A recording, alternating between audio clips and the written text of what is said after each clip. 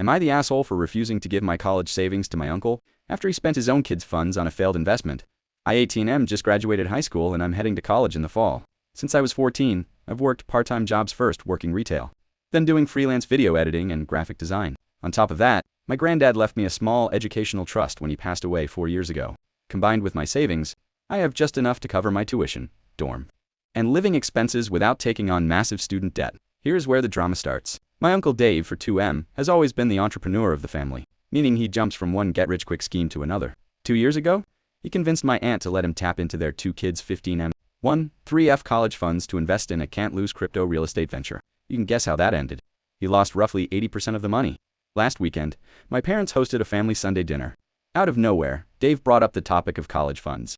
He made a huge speech about how family always supports each other in times of hardship, and then turned directly to me. He asked if I would be willing to pool my college fund and personal savings with his kids so they would have an equal starting line when they graduate.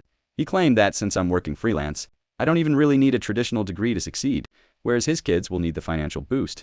I was completely stunned. I politely said no, explaining that I've worked hard for years to save my money, and the trust from Granddad was specifically allocated for my education. Dave immediately blew up, calling me selfish, arrogant, and claiming I was hoarding wealth while my cousin's futures were in jeopardy. My aunt started crying, saying she couldn't believe I'd watch my own family struggle when I have the means to help. My parents are split. My dad, Dave's brother, told Dave to back off and called him responsible for his own mess. But my mom pulled me aside later and suggested I give up at least a small portion, maybe $5,000, just to keep the peace and help my cousins, saying family harmony is worth more than money.